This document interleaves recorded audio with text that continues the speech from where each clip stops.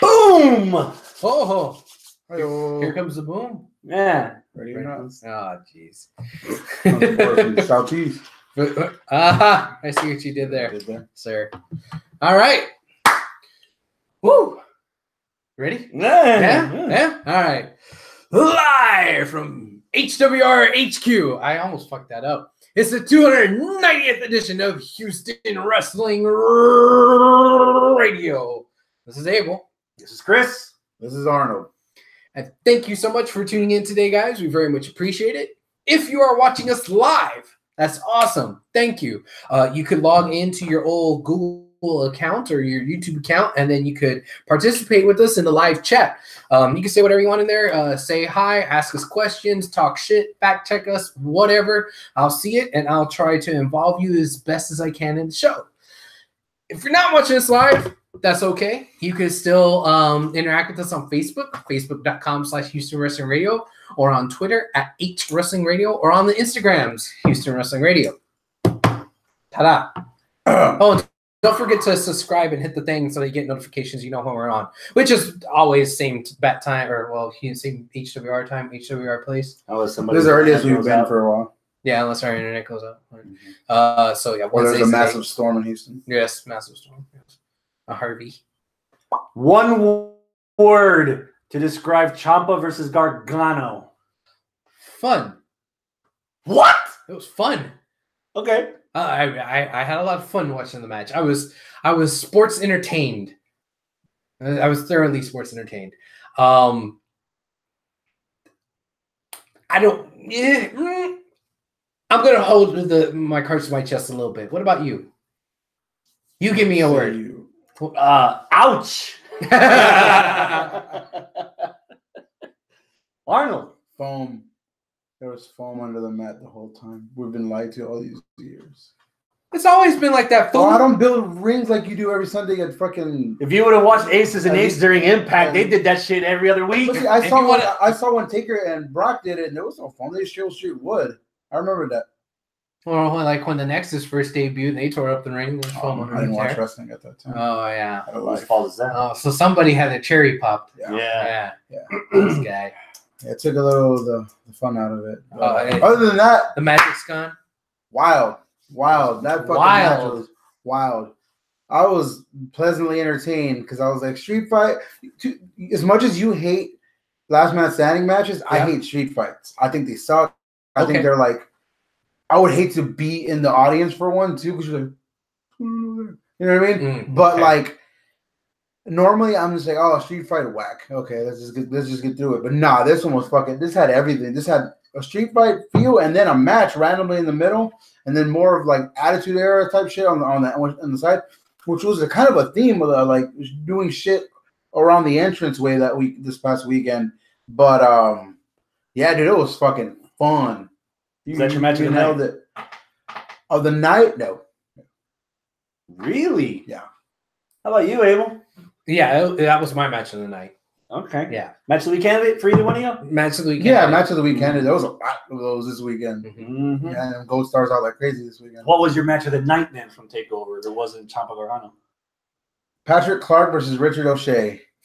That fucking match was fucking fantabulous. That fucking match was badass. It gave me everything that I wanted, because at first it didn't. At first it was like, whoa, what are they doing? They're actually like, damn, they're technical wrestling. What's going on? There's no flippy dippy shit going on. Yeah. And then fucking. Then Flippies came out. Then the Flippies came out. And and I was very impressed. So many false finishes. Oh, I loved it. I was very impressed by Velveteen trying to keep up with the Flippies. Yeah. He did stuff that I ain't seen him do before. That I was like, I know. Yeah, hell, I even said it a couple of weeks ago. It's like, man, I don't buy this. Anything you can do, you can do better, because I know that he can't do any of that stuff. But then he tried actually pulling it off in the match, and you can try doing it. So no college try. You've been making the comparison for the last couple of months that Alistair's becoming like Mega Man or Kirby, where he absorbs. Yeah. I think Velveteen's becoming that. Yeah. You know, Velveteen's, especially watching the promo video of them building up this fight. He had an Alistair Black kind of stoic to him. Instead of flamboyance, it's more like concentrated and calm. where I had no recollection of Patrick. Yeah. Yeah. You know, I think He that's was like condescending. and the fact like he sank to Alistair's level as far as like imitation and takeover war games. He sank to not so much sinking when I compare this, but with Black or with this one, he sank to Cassius Ohno's level where he actually was a man of his word. He knocked him out in less than 30 seconds, except he fucking got back up and got the shit beat out of him. Right. But he's actually the guy that's actually accumulating all the powers from every mini boss. Yeah, he's progressive. And the fact, and a lot of us were easy to jump that Ciampa Gargano should end the show, which it did. Ciampa Gargano is going to be match of the week, which could be for some people. Oh, this is going to be better than the match that they had at WrestleMania. You said that last week. Yeah. But there are flaws in that match. Several, depending on whose eyes you're looking through.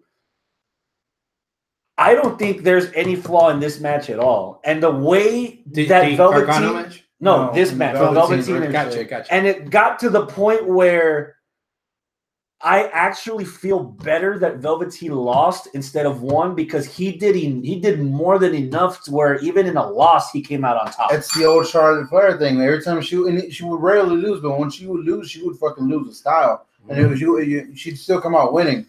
So yeah, I dig that completely because they both were elevated in this, and I love Velveteen get up, his gear. Oh, his gear was great. The Hogan thing, and then we found out that it was actual Ricochet's like pants. Yeah, he wore as Puma's Puma. Yeah, and his shirt. It said "Hulk still rules." Yeah, Dreams still over. Yeah. Oh God, that was so good. That was good. That was pretty good. All right. So you've already said it, Chris. I kind of want your opinion on this, and then you know how I said I'm going to hold my cards close to my chest. I'm about to lay my cards out, but I want you to answer this question first. So, how do you feel about those two matches? Which is a better match between those two? I think it's close because because you're a story guy. That story is over a year in the making. Yeah, slow burn. I think by a very short margin. It might be It might be Ricochet versus Velveteen. Yeah. Because I think, for me personally, Gargano and Ciampa met my expectations as whatever limit that they were. Okay. Yeah. Whatever limit that they were, even if they were at a 10, they met my expectations. Ricochet and Velveteen actually exceeded the expectations. So in that aspect, by a slim margin, I've got Velveteen and Ricochet as match of the night, let alone if we're going further, match of the week. Yeah. Okay. All right. Let me throw some cards out on the table for this. I am a little blindsided here by you guys saying that match is the match of the night because I totally thought Ciampa Gargano was match of the night. Okay. Not saying that the Velveteen match was bad. It was really, really, really, really good.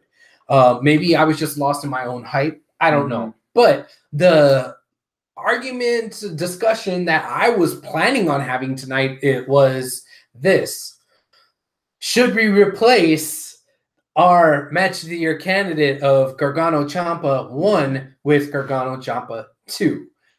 Obviously, 3 with 2. Excuse me. Yes, 2 with 3. I'm sorry. Yes, that's what I meant. Obviously, if you guys are saying that this other match is better than this one, then no.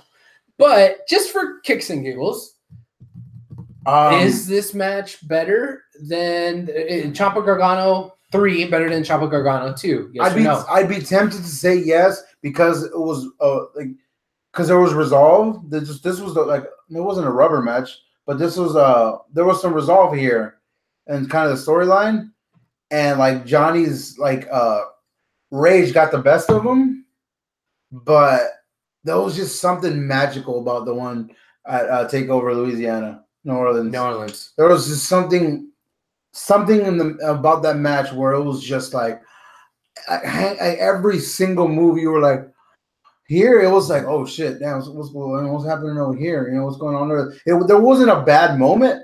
There was a lot of really good moments, dude. There was some holy shit. The highlight for me was when Ciampa was whipping Gargano with the belt, and the fans were chanting, "You deserve it." Oh yeah, Ciampa. Yeah. There were some highlights, and there's a lot of lowlights, but overall, Chicago they held their end as far as repeating last year. Last year done Dunn Bate was on our match of the year list, and that was in front of that same crowd. Yeah.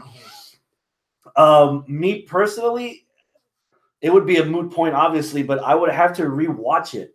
And the reason why is because, from my point of view, the week before we just added another match to our match of the year with Omega Okada 4, and they beat the ever-loving fuck out of each other as human beings, let alone with weapons. Yeah. So for that brutality the week before, it was nice to have a balance where I could just sit back and laugh and enjoy and be surprised and be hopeful, as opposed to watching somebody spit on someone else's wedding ring and throw it in the crowd before they get slammed to oblivion.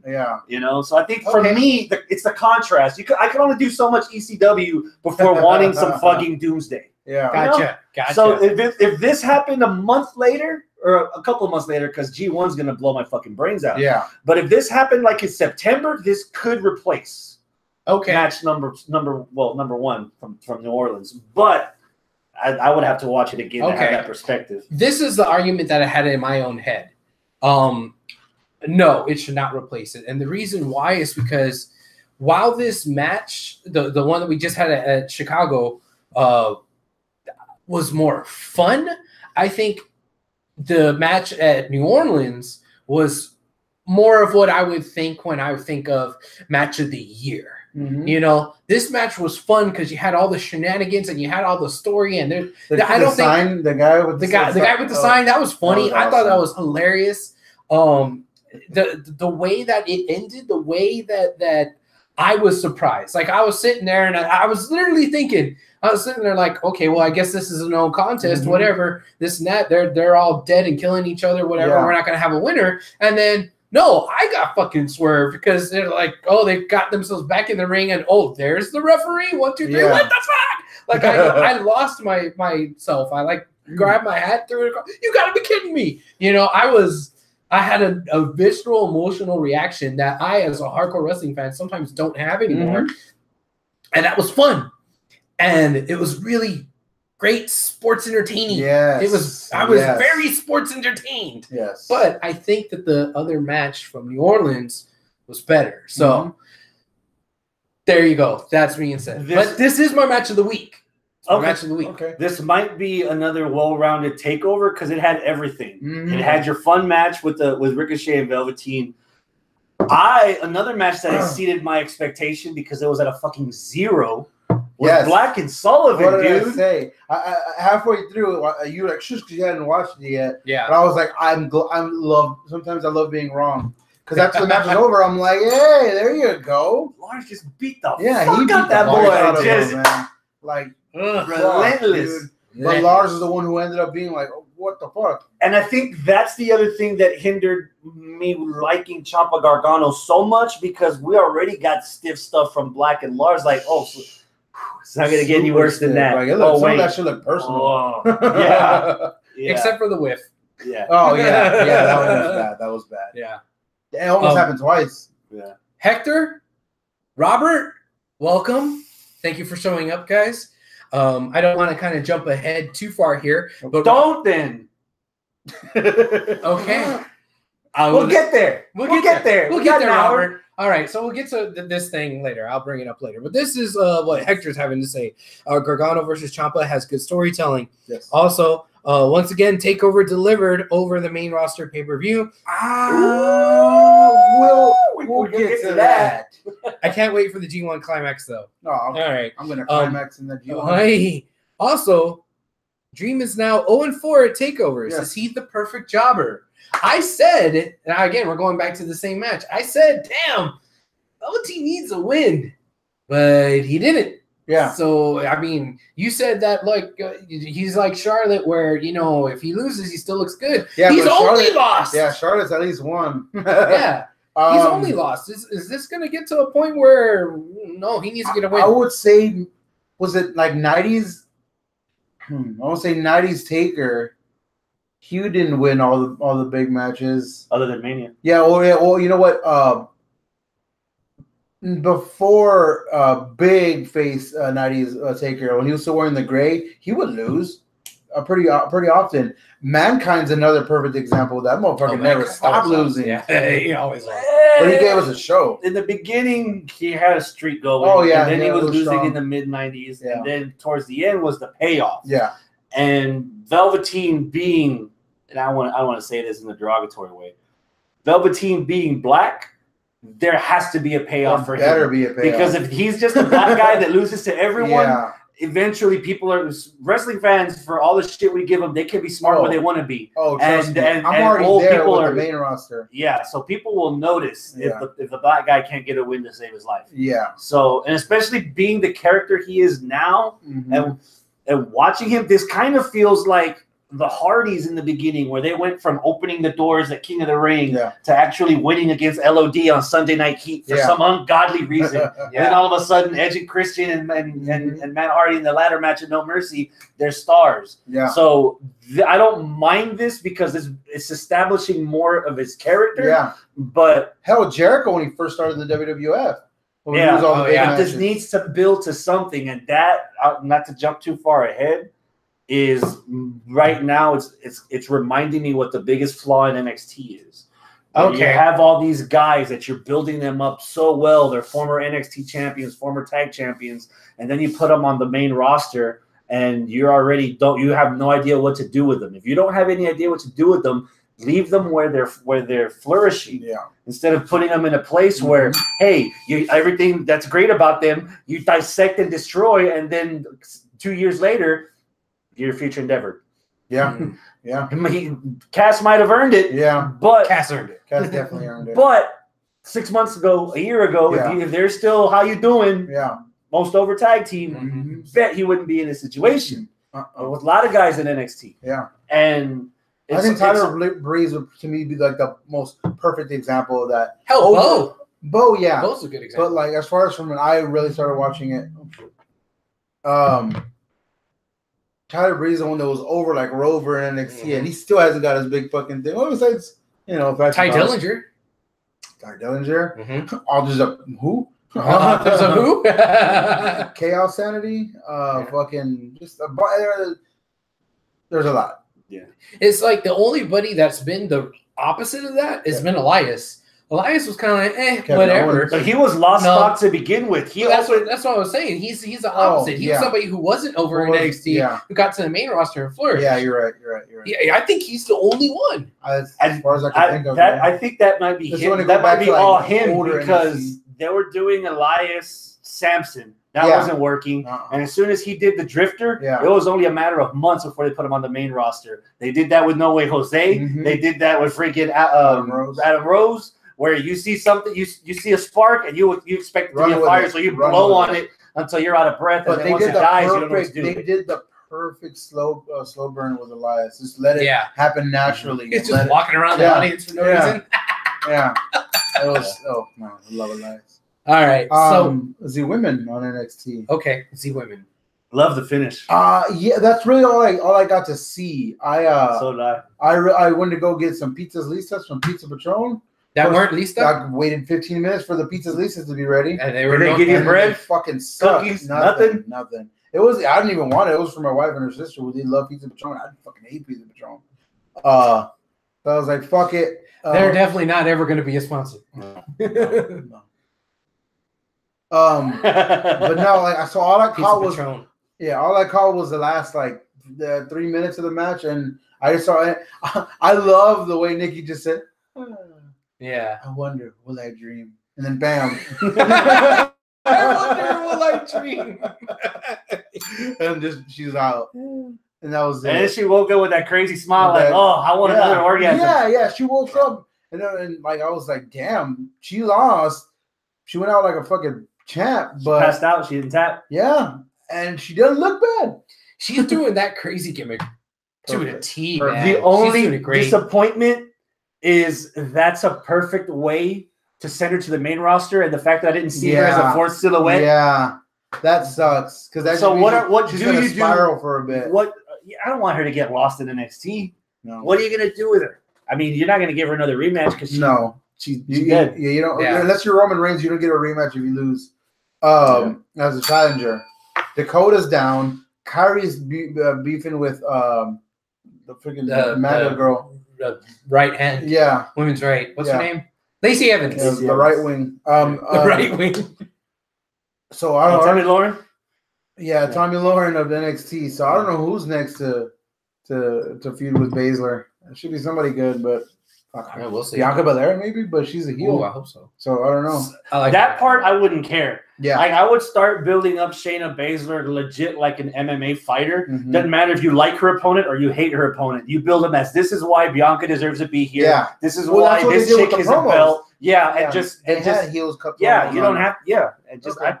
I'd run it like Yeah. that. Shit. Oh yeah.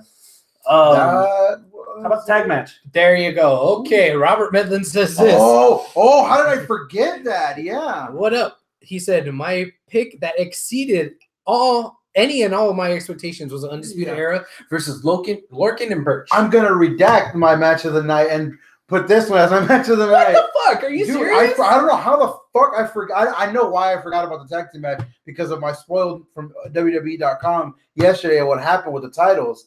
But dude, I after that match, I threw my phone up like I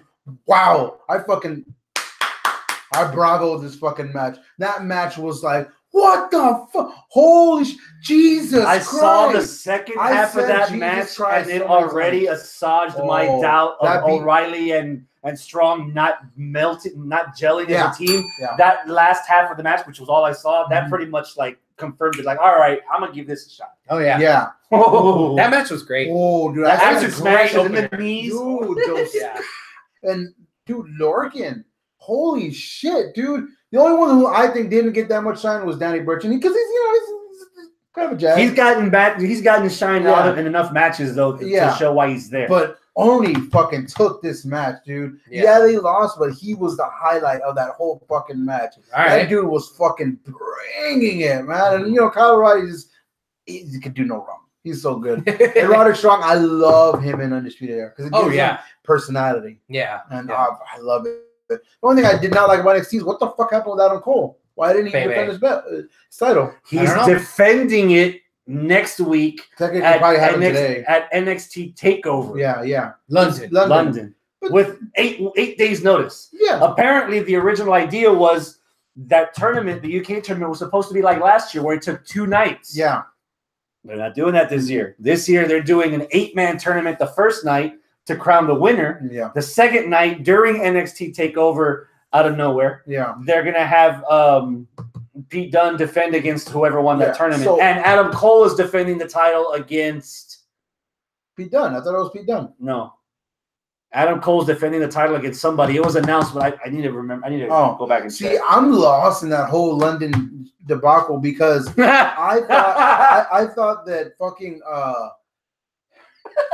I thought that was next week, like as in like they're gonna go do it live next week because it's gonna air at like 1 p.m. next week. Yeah. But again, I was on my day off. WWE.com. Boom. Hey, you don't watch it, whatever. No spoiler. Something happened last night. You can say in it. London. The fucking NXT tag titles. They Undisputed Era lost them to Mustache Mountain. That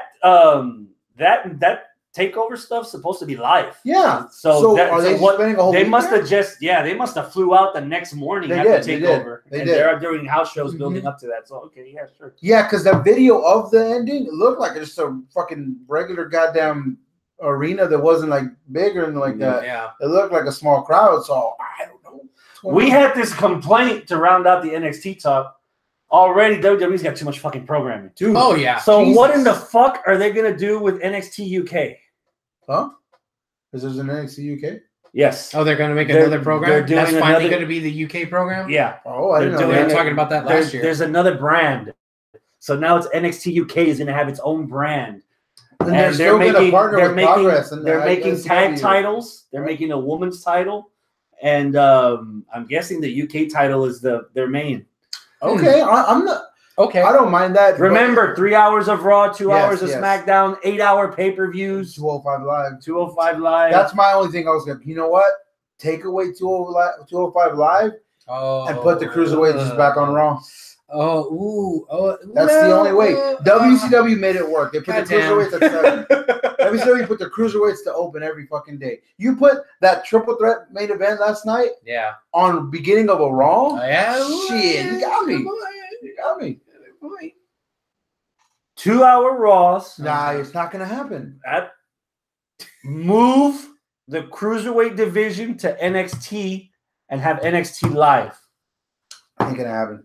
They're never gonna come down until the Fox deal starts, and even that's a maybe. They're never gonna start. They're never gonna do it.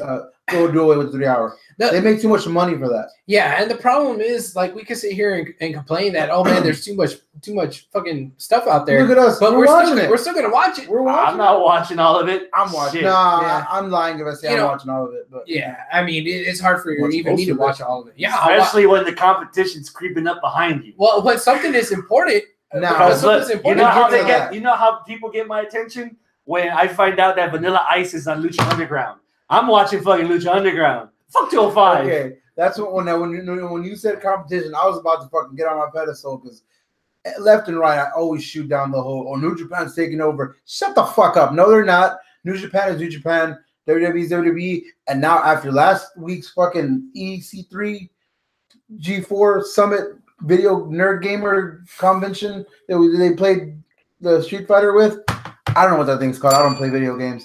E3. E3. They're playing Street Fighter 5. Yes. The New Day against the Elite. Yes. That's your friend. You work with him. Yeah. I don't know him. I don't know if I hit him. Bro, and after last week, Kenny Omega was put on the WWE network. Bro, and Triple H says himself, I love to work with New Japan. Mm-hmm. I'm open for it. I love that so much because I hate the whole us versus them. That's all. Just watch wrestling and love it and enjoy it. Yeah. Learn from so your mistakes. All In's gonna be on the network? Fuck no. Learn from your mistakes. All In is gonna be on fucking Twitch or some stupid shit like that, or Fight TV or Access. Access will be fucking awesome because you have not on El Rey, not El Rey. Here's something that Hector said that I'm not sure what he's referring to. Maybe you guys do know.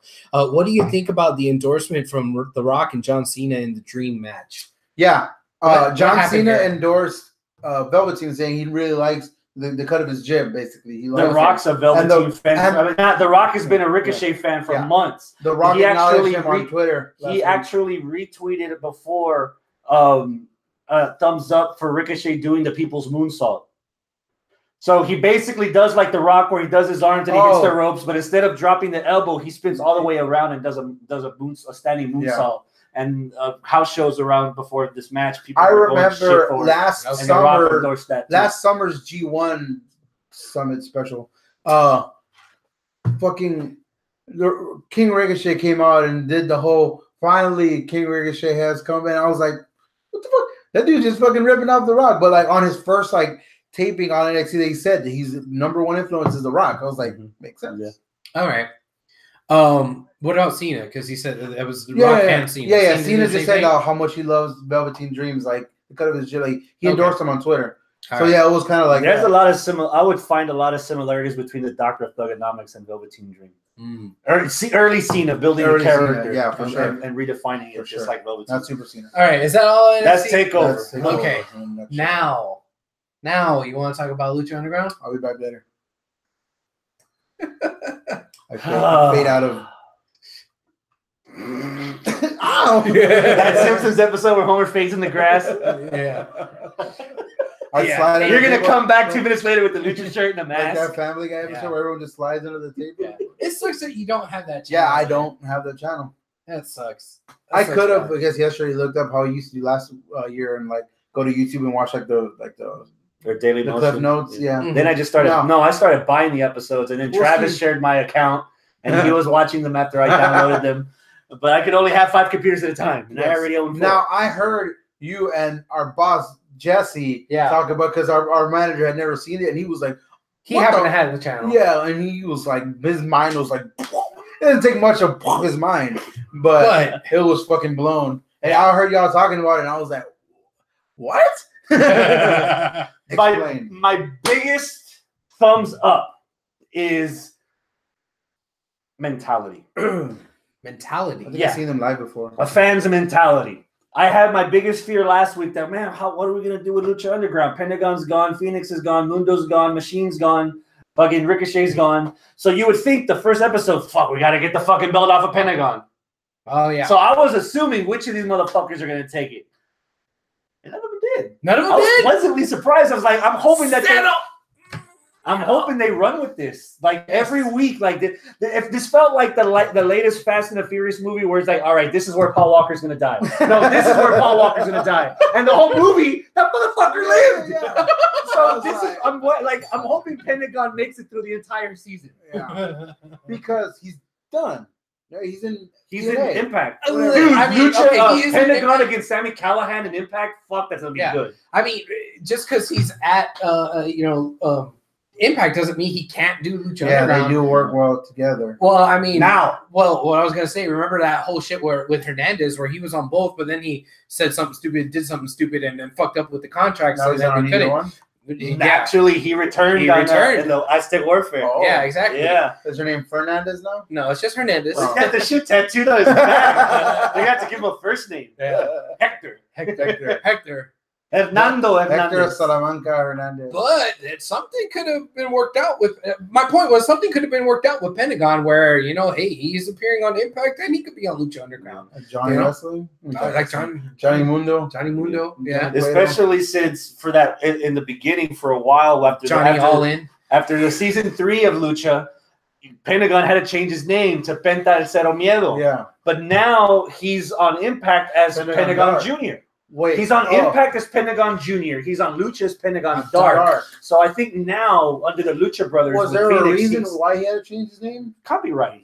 He wanted to make his own money. Oh. So if Lucha Underground or AAA, because of through Lucha Underground, they're holding that name, and he actually had made up the second name, Pentagon Dark, and now they're holding that too. It's like, well, let me go do this. Sidebar here. I watched a video a couple months ago. I think that happened like last year of a guy of the original Octagon from AAA walking up on a new guy doing an autograph session. He slaps him or no? He shits all over. I thought he hit him. I think he did slap him. Yeah, like he told him to get the fuck. He took his mask off. Is that what it was? Yeah, he unmasked him because they don't fuck around over there. Yeah. So the whole Pentagon Junior thing. I don't see Pentagon Junior. That's tight, but I don't remember it not like Pentagon. So I don't know where that Pentagon Junior comes from originally. So off the top of my head, I think Octagon and Pentagon Junior, there's a missing link is Pentagon. So I have no idea if he even existed. But honestly, I don't know. You're going too far back in Mexican lucha for me because I never paid attention. I barely speak Spanish. I was all about lucha in the 90s. Yeah. So that's why I know. Yeah. But and now you're not. No, I'm not. So anyway, the 10-bell salute for fucking Dario. Oh, that was so gold. That was amazing. And his dad, Antonio Cueto, is now in charge. Which, pause right there. I think it's Dario under. It is. It's the Dario same. Yes. It's the same actor. It's the same actor that played Dario, and I want to be actor. He is not a pro wrestler. Right. He is not anything. Right. The same actor that played Dario is the guy who's playing Dario's father. Hold on. And he has a wig and the mustache and the beard. Spirit gum facial hair. Is that obvious? It's fucking obvious as fuck. Obvious, dude. And I can't decide whether or not I want to be mad at it or not. Because on the one hand, it's like, you cheap motherfuckers, you couldn't get another fucking actor. But on the other hand, I'm like, this could be some stupid Lucha Underground thing where I faked my death all along. I'm alive. I'm not my father or some bullshit. Like, I don't know, man. But like, I want to be mad, but I can't be mad because it's Lucha. Lucha Underground is so campy. It doesn't pretend to be sports entertainment. It doesn't pretend to be WWE. Exactly. It's a novela. So in that aspect, I fucking love it, dude. That's why it's so hard to hate Lucha Underground, because this is not a show about pro wrestling. No, it's a show that happens to have pro wrestling. Yes. They said it in the fucking opening thing where he's talking to the guy from the 7-Up commercials. There's like, Godfrey is like, well, it's just a front. Yeah. Wait, okay. No, the storyline is the wrestling is a front for some cartel like Fight Club. This is just the first thing happened this last week, or this is like the first episode? No, that's like revealing more of the backstory. But the Fight Club is a front for cartel, but also like some sort of weird cult that we don't know about. Some sort of weird Aztec cult that has mystical powers. Black magic. We don't know. Okay. But like it's part This weird Yeah. Katy Perry shit. Exactly. I don't know. But yeah. So, which, by the way, how smart is it to have a front as an illegal operation? Like, if you're trying to have a front, your front is supposed to be, a laundromat. Yeah, something on the up and up. But our front is an illegal underground fight club called Lucha Underground. Like, MAGA! what the hell? You got me on one charge, but you can't get me on the other. That's double jeopardy. Like, that's not how it works. You don't fire me, I quit. That's not how it works. Whatever. Mr. Spectacular, This is why we need a wall. Hernandez, What? Tommy Dreamer, Chavo Guerrero as far as surprises / returns. Yes. Whenever my boss said Tommy Dreamer, I was like, what? Yeah. Tommy Dreamer Yeah. showed up. Okay. Overall, thumbs up or thumbs down on episode 1? That's a big thumbs up for me, man. Just hearing it was thumbs up for me. I think this Aztec Warfare was a really good way for starting off the season because it showed kind of everybody. It showed all these new guys and like returning guys, whatever. It's just kind of Showed a new temple. it showed a new temple. It's a new temple? Mhm. Yeah, it took a little bit to get used to. It's bright. Well, yeah, but I mean, whatever. Yeah. But I like the fact that it's like, okay, we're establishing stuff and like nothing really changed. Like we knew that Dario was dead and like, okay, Dario's father is there taking over. Okay, cool. But Pentagon didn't lose the belt. Nobody did this and that. It was like, hey, this is what we are. This is how it is. This is just episode 1. Everybody, if you want to start like our boss Jesse, if he wanted to start off on episode 1 of season 4, he's fine. Yeah, And if that's you a wanted good, to, that's a it would've been good, that's a fine. good That's starting what I want. point. That's what I want. That's a good starting point, but for new people, but it also reminds the old people why you watch this show. Yeah. Got you. So it bridges everyone together. Yeah. That's Lucha in a nutshell. It was one Next match. week, Vanilla Ice. Yeah, it was one match. It was fucking Aztec Warfare from the start to the end. It was just one. The fucking match. only flaw that I have after seeing 3 of them, because I worked myself up to this. I Okay. watched all 3 Aztec Warfares. Oh, you did. This felt extremely rushed. Like it wasn't cognizant. Like it didn't feel like every 60 minutes, 60 seconds. One of them took like 3.5 minutes. The other one took like a fart. The next one comes out, and then they had TNA levels of editing in certain points because they were clapping, but I didn't see anyone clapping. I heard chanting where there wasn't people chanting, and I was like, no. I've seen that in season 1, where you hear chanting and Yeah. you see people stone face. Their entrance musics are done in post as well. When the wrestlers walk out, they don't walk out to entrance music. That's all added on afterwards. So they do a lot of editing because, again, it's not necessarily wrestling. It's more of a TV show. Yeah. But whatever. Okay. Part of the front. Yeah. How about some news? News. All right. So, Big Cass. Big Adios. ass. Oh, no. Hell no. No? We're not starting with that big one. Oh, okay. We're starting with Mario Vader? Big Van Vader, man. Ah. One of my favorite big men. Vader's. Damn it. I was One of the hoping they would best induct him before he fucking passed fathers away. on TV. Yes. His fucking watching him, like, he was an amazing father on the episode of Boy Meets World that he was on. He just loved his son. Yeah. I loved it. I never that's what's funny because out of all this shit, that's what I'll always remember him the most for. Mhm. Is that episode of Boy Meets World. Mm-hmm. Because it was fucking gold. It was one of my favorite episodes. Yeah. But yeah, Vader. I don't remember Big Van Vader too much because I'm younger. Yeah. I remember renting some of the WCW VHSs, so I was like, oh, I know who he is. And, some of his shit was like, like Sting and stuff Vader like that. versus Sting, Yeah. Vader versus Flair. That fucking big helmet thing, he would come out and he would like leave it. But 90s, I remember Vader versus Shawn at In Your House. Kane killing Vader with a wrench in the face. You know what I mean? That Vader. Vader doing a squash on Gorilla Monsoon and knocking him out forever. Oh, beating up like everybody. Vader was just an animal, man. He was, and then him coming back and doing, I think, still doing a moonsault at like 40 something against Heath Slater. Being his size, one, and being at that age, two. Samoa Joe, amazing. Braun Strowman, all them. Dude, Vader was the first big agile guy that I can remember. Yeah. And he was before Bam Bam. He was It was before before Bam Bam. Yep. Bam Bam is one I should have said too. Yeah. Yeah, it sucks. It sucks that he's gone. It sucks. He told us he was leaving. He Oh, told yeah. us, I have 2 years to live. Mhm. And this death had nothing to do with the original cause. I think he had pneumonia, but he had something else before that was making him have it, or it could have just been the pneumonia. Yeah, because it was like I think he had ppneumonia, but his official thing that he died from was heart failure. Heart failure, yeah. Yeah. I don't know. I mean, the pneumonia could have triggered it. I don't know. I'm not a doctor. But yeah, man. I mean, it really does suck that he's gone. But man, it really sucks. The wrestling sucks because I'm kind of happy that it happened this way.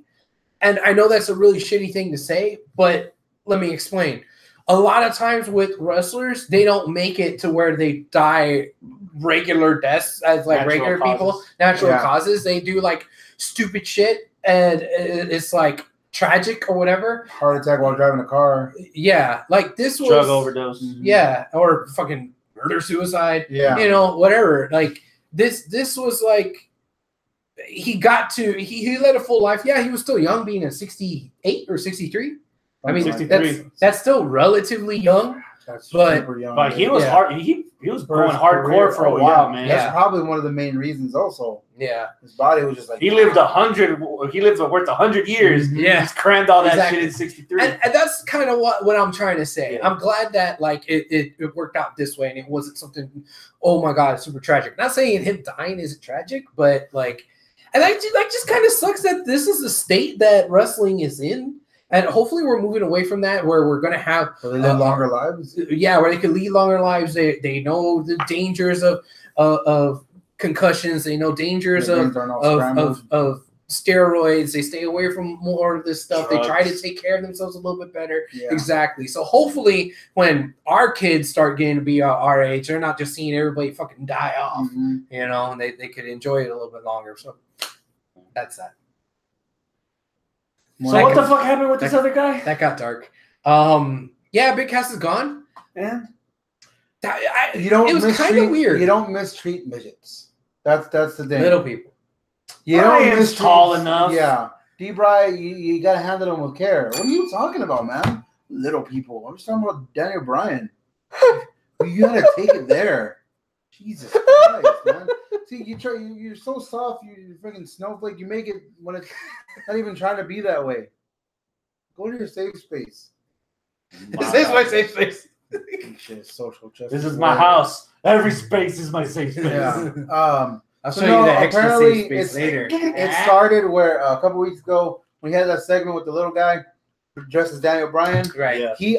I lobbied for, hey, after I kick him, let me beat him up, and they were like, No. Road Dogg specifically was like, no, don't. You ain't gonna do that.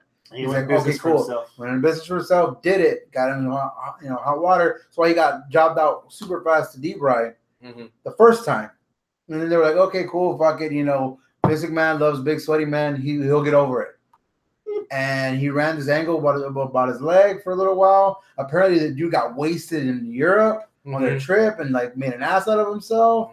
A big ass out of himself, and they were just like, done. They didn't even wish him well in his future endeavors. They didn't. They're just like, hey, we released that guy. Yeah, Enzo's ex. So who would have thunk it, man? 2 years ago, out of the three, Carmella would be the fucking main attraction. I give her a month. The hairstylist, is now the fucking Miss Money in the Bank, now fucking women's champion. Yeah. And the real one. And with Ellsworth. Yeah. Back with Ellsworth. A real one. By the way, I saw a YouTube interview with Enzo Amore. Yeah. Really good. You see it from a lot of shit from his perspective. He's a fucking genius. Like, just like character outside of his character. He's a smart guy. He's a smart fucking guy. Talented at that. I've actually watched 2 of his rap videos already. They're not bad. It's kind of a newer style that I'm not really used to, but it's his lyricism is really well because he's well spoken. So yeah, but anyway, he's doing his thing now. He's out of the WWE. Big Cass is out, and Carmella's fucking Ellsworth. Yeah, allegedly. No. All right, what else do we need? How about Sami Zayn? Yeah, Zayn's injured. Yeah, that would make a lot of sense for that bullshit match we got on Sunday. Fucking, the boy went 1994 and lost with a suplex. Different kind of suplex city. Yeah, he took 3, fucking whatever elevated suplexes. Yeah, something like that. Delayed suplexes. And that's it. He didn't take Bobby's spear or nothing. I didn't even give a shit about the match. No, I didn't. I kind of watched it. But now the storyline makes sense where he like barely even interacted with him. I mean, there's never really a good time to say that. Oh man, I'm glad somebody got injured, but this might be a blessing in disguise. Maybe because not. The character. Because I can see it in October. WWE returns with Miracle.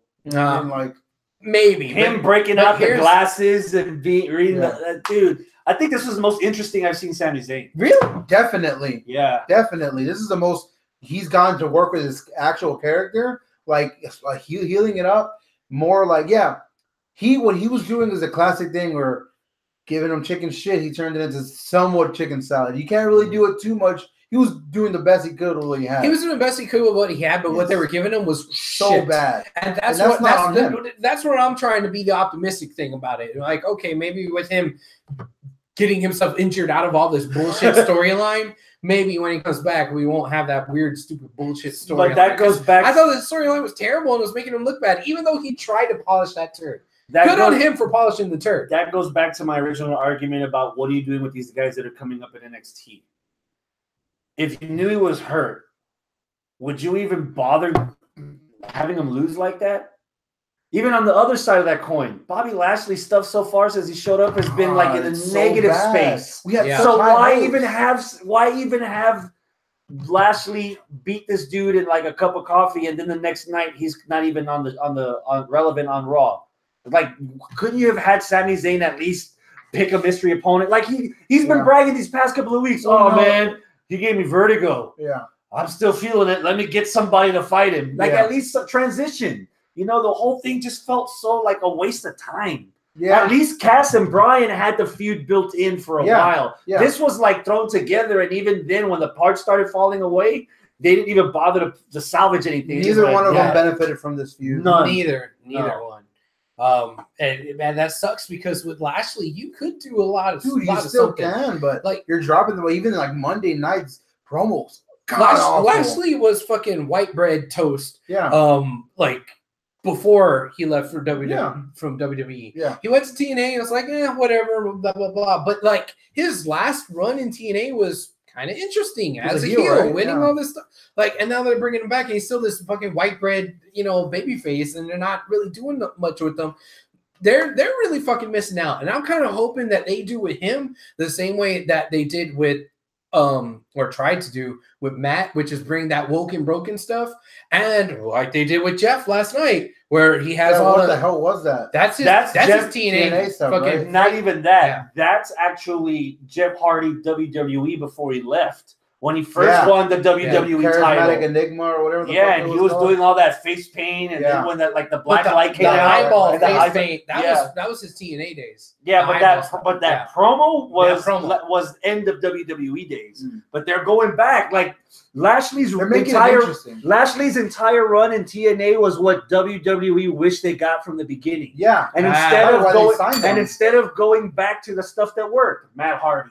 Broken Matt, Enigma Hardy, and then the Lashley from MMA Top Team, all that stuff. They're not going there, and the longer that you delay that, the worse it's going to be for him. To the point where 6 months from now, spring cleaning next year, future never. They're not even building the story that they are projecting themselves with. Oh, he's military guy. They haven't like fucking done anything to show that his military stuff. Besides Sammy questioning it. Exactly, like Sammy questioned it, and then. They never came back with the full face rebuttal to say, no, I am fucking, from military and this and that. We've never sunk our teeth into it. Right now, Lacey Evans is more of a military gimmick than fucking Bobby Lashley right now. If WWE wanted to really make something work, they could have had Lashley admit that he was in the army, and then have Sami Zayn just point out, hey, look what the soldiers are doing on the border right now. You really want to be associated with them? Oh God, that would really. If you want to get people's attention, you want life imitating art. Like, they don't do that shit. Hector in the live chat says, just put Lashley with Titus Worldwide. No, but you said a word there. You said spring cleaning, and that's something else Hector said. Thoughts on when WWE will be doing spring cleaning? I don't think this firing. Today's the last day of spring. I don't know if they will. Yeah, I know, right? I don't think this firing of Big Cass was spring cleaning at all. But we didn't get they know yet they recently, let 2 NXT people go last week. Zeta and a dude. I forgot what guy they got rid of, but well, as long as it's not Brennan. No. That's next year. They'll be all in. Yeah. That's it for the news segment. That's it for the news segment. All right. Yeah. So Abel said that just like every other time, Takeover was better than the main, or somebody in the chat room. Takeover was better than main roster pay-per-view, and we were both like, what's the first match you would pick for his argument? Ooh, you're saying that match was fucking awesome. Probably the best women's match I've seen. Oh, it was so good. It was gimmicky, with all the shit, but it was a spot fest, but it was good. It's that what we got this year is what I wanted last year out of it. Last year, Borderline sucked. Why? Because it was both brands, or why? Because that's #MeToo. That was their first ever encounter with ladders. Now they're just like, now they're getting thing. Yeah. Now and we were scurried up there. They're making such a big deal, which rightfully so. There were big deals. But I would have loved it for them not to make the big deal. If anything, that would have been even better for them not to have made it a big deal last year. Rather than just be like, hey, women are getting it too. And us making it the big deal, not them. That's what happened this year, I think. This year, they're like, hey, the women. Now we're like, dude, fuck yeah. Look at us now, dude. We're fucking – I think about it over the men's, and then the men was good. Mm-hmm. But that women's one was so good. Naomi doing those splits on the ladder. Dude, Ember Moon, welcome fucking to the WWE. I know, right? Coming out party, dude, and fucking she is thick with 2 C's. Oh hell no! I forgot how over, or maybe it's just in Chicago.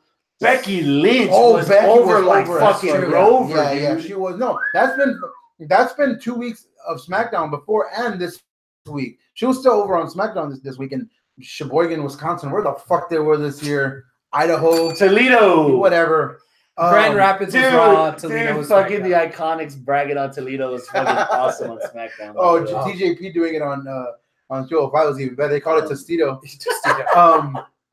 But dude, Sasha Banks, dude, I know it's been run to the ground about how she has potential. WWE just loves blondes.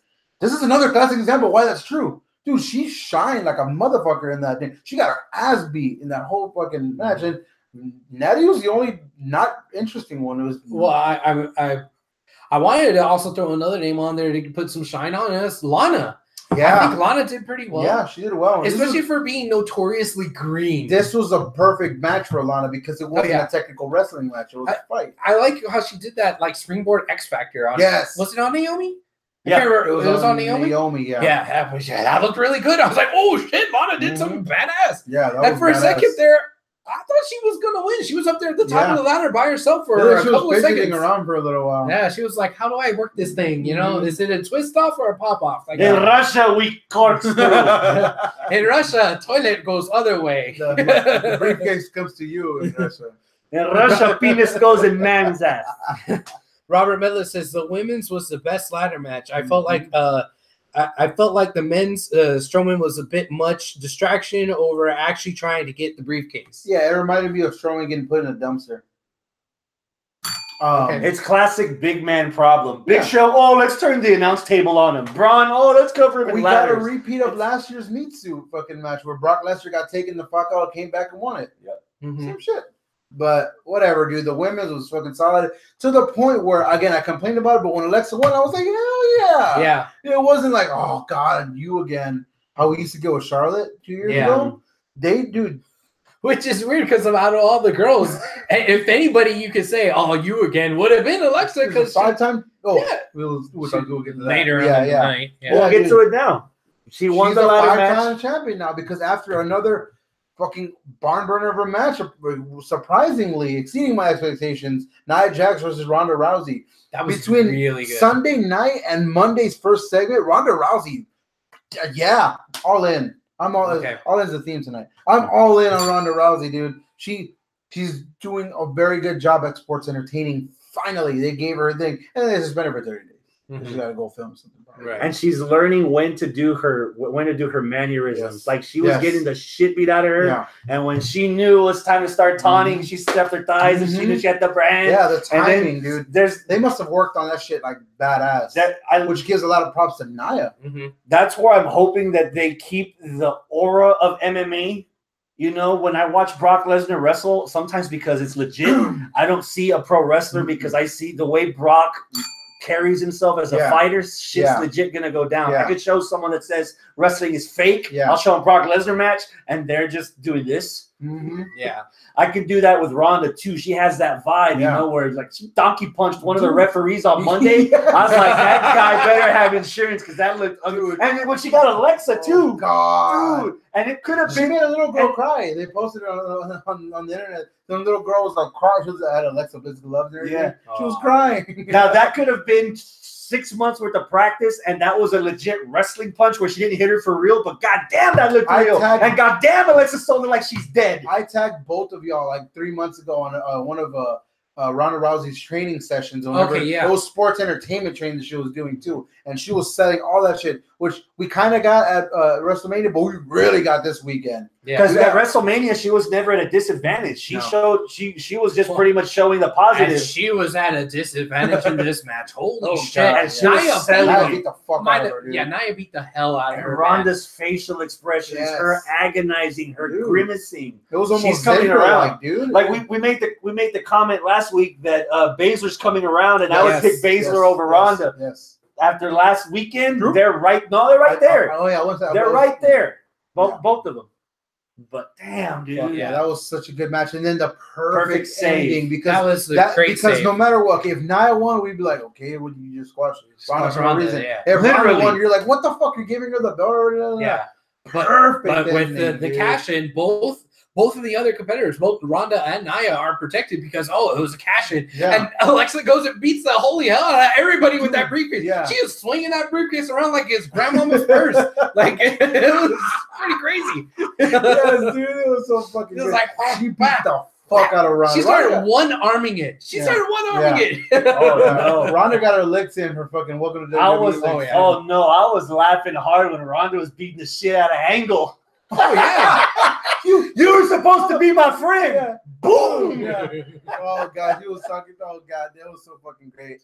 Oh man, but yeah, dude, that was a perfect cash in, and I was happy about it. I was like, wow, dude, she became 5-time champion in 2 years, and but still, I was like, dude, yeah, and it just feels so organic. And that's another girl that got little to nothing in NXT ring wise. Perfect example. Good example. Best woman, probably I would say, to come out of NXT. And that's so okay. You got Alexa and Elias as the examples of not much in NXT. Because Charlotte, on the main roster. Charlotte, Becky, Sasha, and the 4 horsewomen, they already were the stars of NXT. NXT. Yeah, Iconics are hopefully going to be up there soon, but I don't know. I'm falling off the wagon with that. I'm further back on it. I'm further back on it. A year and a half from now, they're going to be what we think of Elias now. Yes. The way they they keep pulling promos like they pulled last night. Oh god, I loved it. Dude, that was painful. I closed my eyes. I thought Becky was talking. Oh god, it was so good. It was so good, dude. It was bad. It was terrible. I loved it. I love it. You, sir, yes, are wrong. Oh. So I see. Was this match between AJ and Nakamura the best of the 3? Yes. And halfway through, I was already like, okay, this makes, I wouldn't say 100% makes up for the 3 shit shows we got before, but I was like, you know what? Okay, they're forgiven. Because I was there for one of them, and I'm still mad about it. But I'm like, you know what? Fuck it. It was a growing pain of Nakamura into a heel. So, I was like, fuck it. I'll chalk it up to that. The next match is like, whatever. The Greatest Rumble, and then Backlash. Ooh, what the fuck? We got a little hint on SmackDown. So I was like, hey, SmackDown is actually really good, but just give me bigger than that. This match started good. Halfway through, I'm like, it's a little too many rest holds for me. And just like Abel's fucking getting to me about how he got with me with Roddy Strong before I ever saw him. He's making me hate last man standing matches. Yeah. Because I'm seeing his way. I'm like, yeah, they're really gimmicky and they're really always get up at 9 or whatever. By the end of that match, I didn't care about any of that. By the end of that match, I was hook, line, in. I was in. I was like, yeah, oh, I was so invested in all the false finishes of the 10s and everything like that. And that ending, I was like, how are they going to end this? How is he going to go through a table? That's how he's going to go through a table. He put himself over him. Yeah. And that kick to the nads, dude. That kick to the nads was brutal. Ooh. Ooh. That was like a breakup kick in the nads where the girl just like, it's like I don't need this vitamin D anymore. I'm gonna just keep drinking orange juice. That kick to the nads. Oh my god! What I hope it's true about the chinitos and the little weenies, because that would make so much. It would make it such a softer landing. It's like the ones you ate last night at the Astros yes. game, huh? Yes, so small. That's why they're $1. So small. I ate 5 hot dogs. You are adamant. Last man standing matches. Yeah. What do you think about this one? It was all right. Yeah, the nut shot was great. The phenomenal forearm into the table was great. Those but Kinshasas. there was a lot of other stuff. Yeah, the Kinshasas, they're nice. There's a lot of other stuff that, like, I remember there was a kick to the back that was like just simple kick to the back. Oh, start counting and 5 count. Like, why the fuck are we counting this? Yeah. Like, what the fuck? And while there was awesome things that happened, like, I felt like all last man standing matches was herky jerky, where it's like, oh man, this is awesome. We gotta wait. Okay, this is awesome. Yeah. All right, wait. Yeah, it goes to the tempo a lot. Yeah, I fucking hate the tempo of last man standing matches, and there has been last man standing matches where I've been like, you know what, that was all right. I'll shut my mouth and eat my humble pie. This match, I don't think I need to eat my humble pie with this one. I don't either. I mean, this just like you said, this felt like rush hour traffic. You can never go fast enough to enjoy the drive because you always got to wait for something to get in the way. Oh, and those were always the counts. That's a very good analogy. There were always the counts that would get in the way. But I'm not completely soured on the Nakamura experience yet. Right. Because I remember last year or 2 years ago, hey, oh my God, AJ Styles is back in WWE. And I was the first one to say, wait till he loses to Roman Reigns in 3 months in a row. And what did he do? He lost to Roman Reigns 3 months in a row. And then what happened? He beat John Cena in our match of the year. Yeah. Nakamura versus Jeff Hardy. I have a feeling have a feeling Nakamura will do a better Jinder than Jinder did last year. As far as the xenophobia. That's a hot take there, sir. Nakamura, the guy that don't speak English with the U.S. title. Yeah, I love that interview with Renee. Yeah. And Renee's like, he was last night. Speaking up, like, you don't need to speak. You need to yell. Oh God, yeah, that was perfect. He's like, oh, he counted too fast, and he didn't count in Japanese. He didn't count in Japanese. It's like a Jeff Hardy. Who? Jeff Hardy. You don't need to yell. He takes the belt from Jeff Hardy, and he keeps pushing Renee's buttons enough that we get Nakamura versus Ambrose. Oh. Enough people that watch WWE know that they're married anyway. Oh yeah, because he's picking on his woman. Yeah, that's pretty cool. I wouldn't mind that. Robert says this. I wish AJ wouldn't have pulled off that last nut shot, but I'm glad he ended it with the forearm. Mm-hmm. All right, rewind a little bit back there. Why would you not want the nut shot to have happened? Like, did either one of y'all share that opinion? Because I'm not of that opinion. I think the nut shot was one of the highlights of the match. Nakamura hit it the first time. He's been doing it a lot. Yeah. And then Backlash ended with the double knockout. Yeah. And so it's kind of put the cherry, the swollen cherry. What I love is, am I mistaken? And instead of the stem, it's just that one little hair. Am I mistaken, or did AJ do it first in the ring? The under one. No, there was no one until he did it. In this Nakamura started it at Mania. No, in this match. No. It was who did the first nut shot? Nakamura? Yeah. I thought he missed the one. Did he? I think he missed the one. I think you're wrong. But yeah, this match was good. But I'm glad they answered that question fast on SmackDown of, well, what's next for Nakamura? Because damn, this is the perfect opportunity to give him a belt because he's to get him as a heel and establish him as a heel. Now he's good with that interview and with him and Jeff Hardy in a feud. Where you get Extreme Rules, Jeff Hardy versus Nakamura. Woo! Dude, we've already gotten Jeff Hardy versus Daniel Bryan. Jeff Hardy versus, was it Samoa Joe? I forgot who. We got Jeff Hardy's been like, Jeff Hardy, Randy Orton, Jeff Hardy, Shelton Benjamin. Dude, he's been thriving since going to SmackDown. Yeah. Just stay clean, brother. Just stay clean. So we're Matt is. Did y'all see that? Not yet, but I know that's appointment viewing. Oh yeah. I've been told they even dive into the match. Yes, they do. The match. Do you know what I mean by the match? Sting versus Jeff. Sting Jeff. Yeah, and they show the footage. That match. I already was always selfishly not a Jeff Hardy fan in my teenage years. Because I had an ex-girlfriend that was in love with him, like overly in love with him, where it's like, yeah. And I was like, oh, fuck that guy. I was super jealous. But I came around as an adult. I was like, you know what? Fuck it. Jeff Hardy's cool, whatever. That match made me lose like almost all respect for him, dude. You weren't watching TNA at the time. No, you showed this to me in the truck in 2011. Oh yeah. You were like, no, just check out what happened. I was like, what? Even if you were a casual fan, you knew this. Yeah, I was like, oh my god, what the fuck, dude? Yeah. And but I can't wait to see that because dude, Jeff Hardy is fucking ascending again, man. It's fucking awesome to watch. Yeah, it really is, dude. As long as he stays clean. As long as that was a theme in that DWI fucking a few months ago. Yeah, that was the theme of the show. Yeah.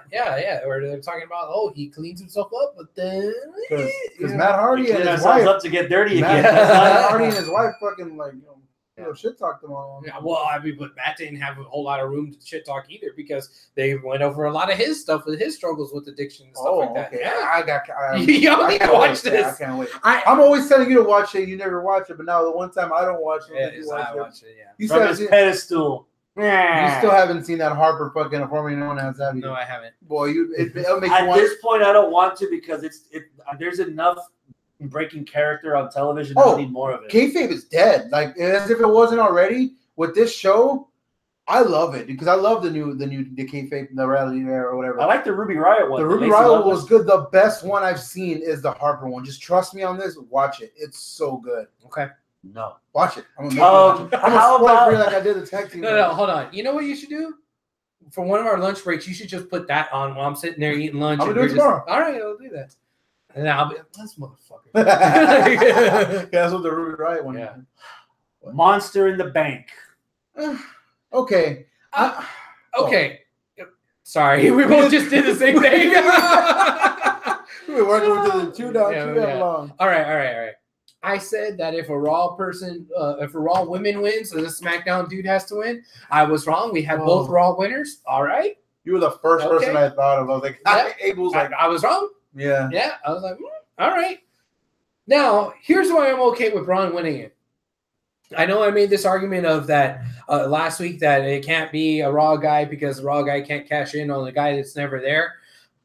But with Braun, I think that it works and it fits because Braun was probably the guy that gotten the closest to actually beating Brock. So you give him the extra advantage of him picking his spot. Maybe we're finally going to get the guy to actually beat Brock without Brock getting his own booty hurt feelings or whatever. What are you talking about? You know Roman's going to win at SummerSlam. No, I don't know that. I honestly don't know that. But bless your heart. No, well, bless my heart. But I think that Braun, if he got another challenge without any of this money in the bank and he's going up against Brock again, he lost in the one-on-one. He lost in the meat suit. Why should he challenge Brock? It doesn't make any sense for him to challenge Brock. It makes as much sense for him to challenge Brock as it does Roman to challenge Brock again. So, no, it doesn't make sense. But if he does it money in the bank style, he shows up with the contract, hey, I know Brock's not here. He's never here, but you know what? I'm cashing this in. You better be here next week. And next week we're going to have our match and he beats him.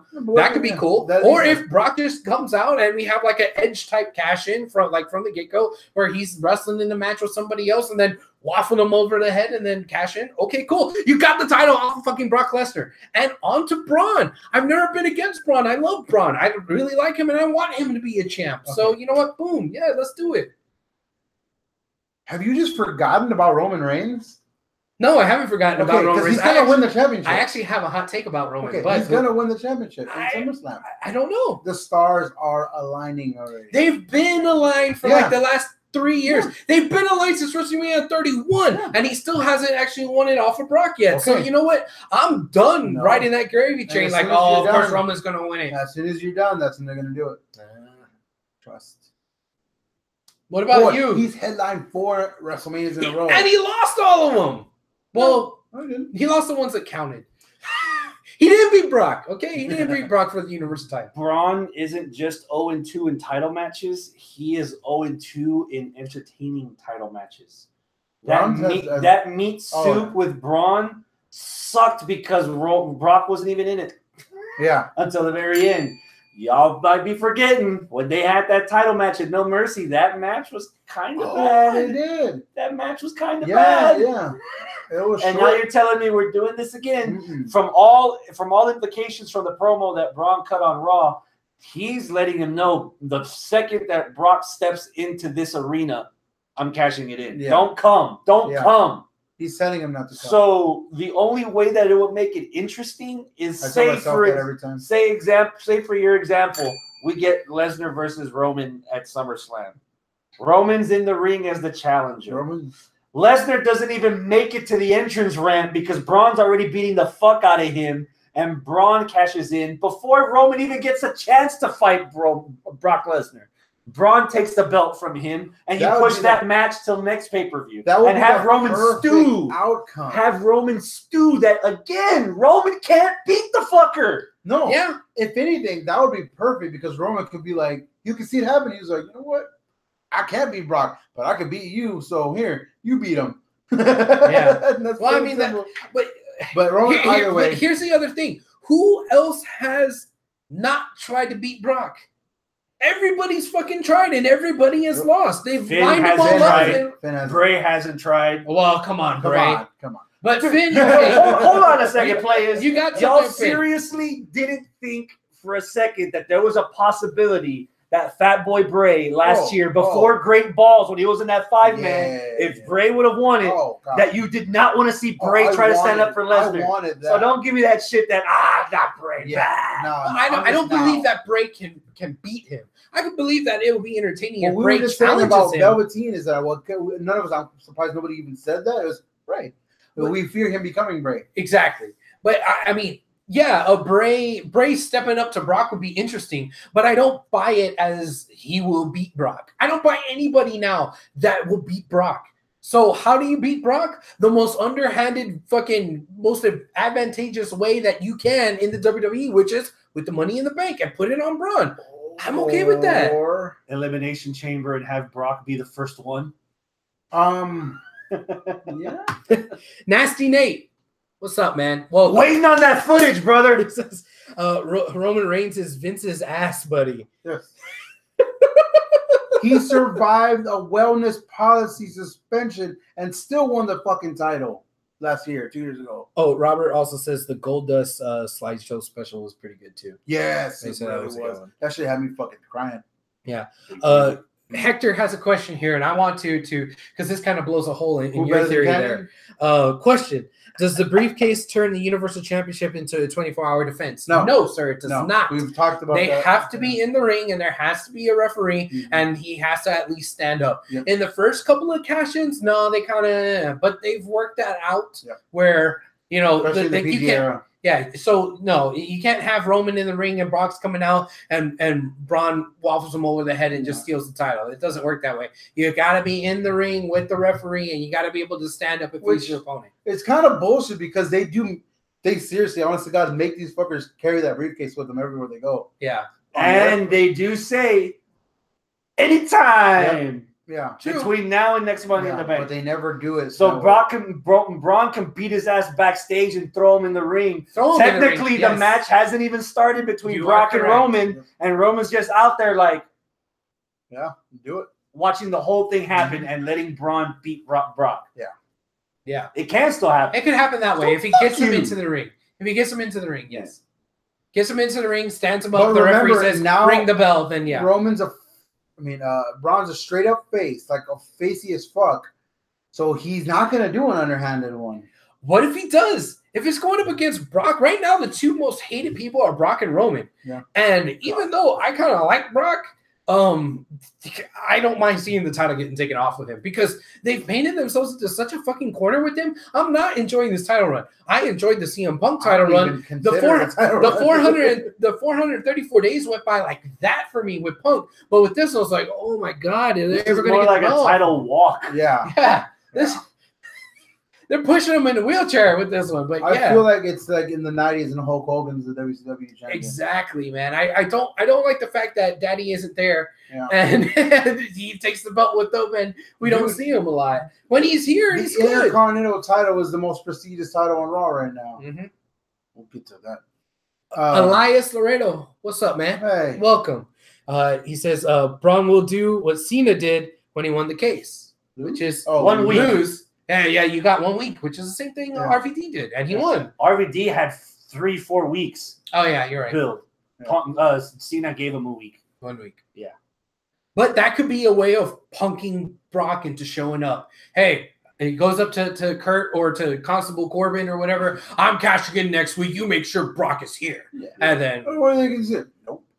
But that could be Heyman's role. Heyman's like, no, we didn't agree to this. We didn't do that. And Stephanie's like, they said they could challenge whenever they want. You know what? Your beast is going to be here on Monday. No. Yeah, it's going to be accepted. Constable Corbin can say, you're not getting your shot before me. I just pinned you. Why do you get a title shot when I'm better than you? And that's filler. That's filler. Though. He pinned Finn. So? Hey, if Asuka lost a tag match without her being in the fucking ring, Braun just got whooped. That's true. Braun will beat Brock with the help of Nicholas. When are they coming back to Louisiana? No. Wherever your referee comes from. Oh, Lord. Oh, I saw that picture floating around the book face of the UFC's newest signee, and it's Nicholas in like a karate robe. Like, fuck yeah. Cobra Kai, motherfuckers. Oh, yeah. Raw, besides Braun, besides Alexa, I think the biggest part was finally they shat. They gave us Sasha and Bailey. Yeah. Oh. A lot of people are complaining about it. I like it. I know it's like, what? I swore I just saw this 3 months ago. Yeah, we did. Yeah, they hit the reset, rewind. Fuck it. Hey, that never happened. So, we're wrestling fans. We can be convinced that Andre the Giant slammed himself at WrestleMania 3. Yeah. Triple H and Shawn Michaels had a no contest at WrestleMania 21. Mm-hmm. I mean, they kind of did this a few months ago, but it never got to that point. Well, they never got to this point. Exactly. This is the point that we've been waiting for. Ran over. Yeah. This is where it was. I think that the car scene was a little bit much because there wasn't anything that progressed from the beatdown scene earlier because they basically exchanged the exact same goddamn lines. Hey, I'm not finished with you. I am finished with you. And then that was it. Like, I'm not finished with you. I am finished with you. Okay, let me drive away. Like, it was the exact same thing that we just saw, except not as much action. Yeah. I called my shot last week. It didn't happen at Money in the Bank where that R was going to be like, oh, shit, Bailey's going to stop being fucking Bailey and start being fucking Bailey. Ruby Riot Squad. Oh, fisting? Yeah. Start fucking knocking shit over, like, randomly, like, look, I'm in the Riot Squad. Look, I'm Daniel Bryan. Oh, you're going to get Fisher Endeavor right now. You can't hit little Daniel Bryan. You can't hit little Bryans. I'll be back in 4 weeks. So, yeah, I was hoping for a fucking Bailey Riot. Yeah. And that didn't happen. What I was really hoping for, again, they keep teasing me with this, is Bailey, fucking bitch left me, walking back around, and you just see this Riot Squad just waiting there for her. Like, I didn't told you. This is like after school special. the disillusioned best friend just can't find any refuge except with the misfits, and the misfits being and she's fallen in with the wrong crowd, and they're a bad influence. She's Sable with the oddities. She's Sable with the oddities. She's sitting out by the bleachers smoking cigarettes and skipping school. One thing I want to say about the Riot Squad, all of a sudden rioting and doing that. It's kind of funny the way that sometimes I can imagine that I could tell when Vince is doing something. Yes. And it's because Vince lacks all subtlety. So, like, I could just see him, well, they're called the Riot Squad. So, you know what? They need to have riots. So, I don't know why they're not running around backstage just flipping over catering and beating people up. Yeah, you should do that. And, you know, while we're at it, Jinder's supposed to be Indian, right? Well, they should have the Hindu spirituality. Yeah, blah, blah, blah, blah. Like, except they had that's how they started the whole damn thing. I know, but then they went away from it. But why do we ever stop doing this? Fucking, and Vince just like, that's why he's not over, brother. Like, God damn it, Vince. Become Hulk Hogan? I don't know. So yeah, I guess we'll see that and next week maybe. Well, remember how I said I had a hot take about Jinder? No, you said Roman. Well, Roman and Jinder. Yes. That was actually a pretty good match for the pay-per-view. If you watched it on mute. Yes. If you did not pay attention to the dumbasses in the crowd chanting for everything else aside from you know what was happening in the ring, and you paid attention to what was happening in the ring, Jinder and Roman had a pretty fucking good match. They had a good match. Who won? Roman. Okay, so was it really good? Yes, it was still a good match. It wasn't for anything. It wasn't for a title, whatever. It was kind of inconsequential, but for what it was, they did pretty good moves on each other. They did, you know, this and that. You know, you had the Singh brother out there feigning like he had an injury and then getting up and trying to, you know, that was funny. And I don't know, they did some good stuff in the match. It was all right. All right. It was all right. I mean, I'm not saying it was match of the week or better than the women's Money in the Bank ladder match. It wasn't as bad as we first thought because of the crowd. Yeah. But what I'm glad is it finally came over because we were at the crowd in fucking New Orleans and we fucking shit all over that main event. But you at home were like, I didn't hear anything.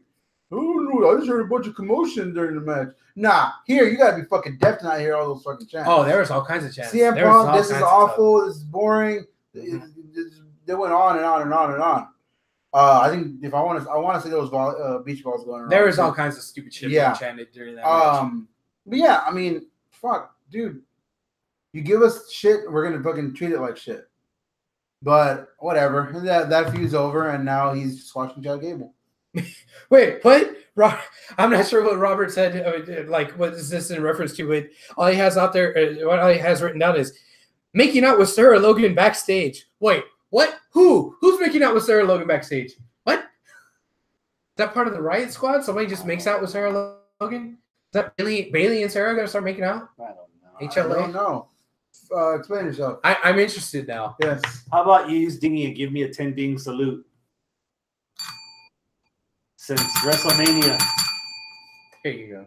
And now, no more Intercontinental Championship Yeah. for Seth Rollins. Ah. I got this shirt on Sunday. Was that you go to the Astros game and they lose. Right now, they just hit back to back home runs in the game that I didn't go to. Yeah, there you go. And they got the replica rings today. Yes. If you would have waited 3 more days, you would have got that shirt for $4. Mm-hmm. Yeah. Seth Rollins is a loser. Yeah. The replica rings were today? Fuck this I show. know. I went last night. I was damn. like, damn. I remember saying, like, I went with my sister-in-law's boyfriend. I was like, I got to get tickets for that replica ring game. He's like, oh, yeah, because he already has his. I was like, I don't know what it is, but I'm trying to make everyone's sure guaranteed to get one. Every single person that has the ticket is guaranteed, even though they said they only got 40,000. Last night, there was like 41,000 people there. There was a shitload of fucking people there because it was Verlander and hot dogs. And Summer. Somewhere Kate Upton. Yeah. Kate Verlander. But there you go. Not anymore. Yeah. No, women don't change. They don't change anymore. Yeah. Me too.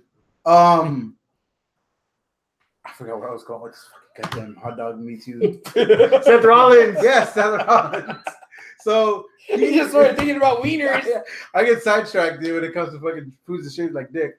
You know how many foods Pickles, are shaped like dick? eggplants. The best kinds. The best kinds of foods are shaped like dick. Bomb Pops. Bomb Pops, pickles, hot dogs. The Big Shot. Footlongs. Pizza by the foot from Little Caesars. It's shaped like a big ass dick. So anyway, he doesn't like peaches. No, those are shaped like vaginas. Yes. What? What vagina? What? You ever cut a peach in half of this? Oh yeah. That's why I always dip mine in cream. I provide my own. It's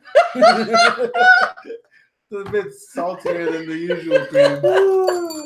I don't want to waste the nutrients. Yeah, sometimes it tastes like pineapples, sometimes it tastes like cheeseburgers.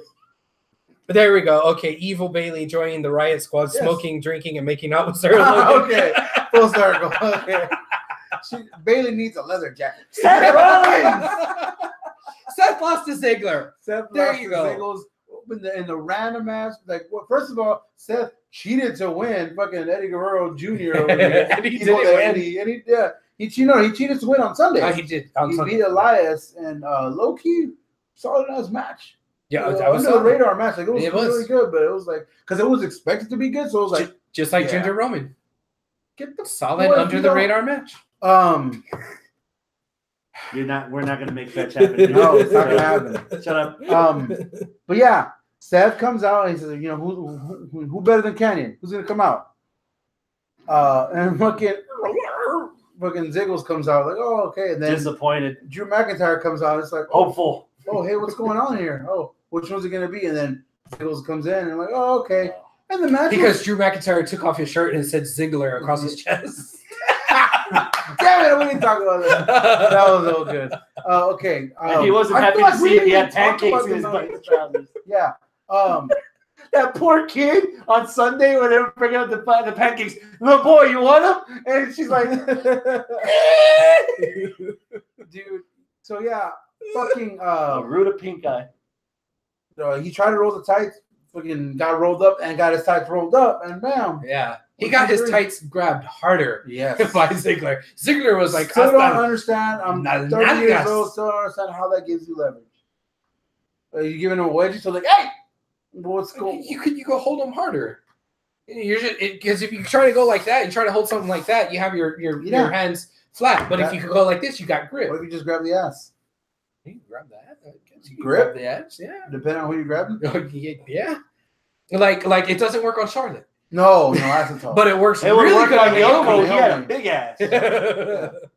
You rest your drink on that shit. But Senpai. Oh shit. so yeah, so Dolph Ziggler is like a 16-time Intercontinental Champion now. Mm-hmm. And I still don't care. And yeah, I was like, Like a fart in church that went over. No, yeah. Like, I okay. was like, They had me with Drew. I was like, okay, yeah. do it, Drew. But I was like, one, why are you cutting this reign short already? Dude, Monday Night Raw, he's on fire. Mm-hmm. What are you doing? Are you It going was to a put him in that surprise. multi-match and push him I don't know, man. to the moon? I would have. And have him win that multi-match at Extreme Rules, him go fight Lesnar in their rematch at SummerSlam, Maybe. Dean Ambrose come back, boom, heel turn, Maybe. cost him the belt. Or maybe he's just going to win it right back from Ziggler on Monday. Which did what? I don't Because know. that's what's happened with Ziggler and The Miz last year. Yeah. He just won the belt back. Yeah. What the I don't would know. have wanted McIntyre to win this match and then have Ziggler either face Brock Lesnar for the title or have him face Braun for the title and have McIntyre be the equalizer to give Whoa, Ziggler. hold on. I'd have You're shoving Ziggler into the Universal title picture? And But McIntyre? those both guys with both belts because they're not going to put them in the tag division. They said as much on their promo. They're This not is gonna- just the first title. They're not going to put That's their. You saw what they They're did on- in the tag match. They're on an expedition of gold. Yeah.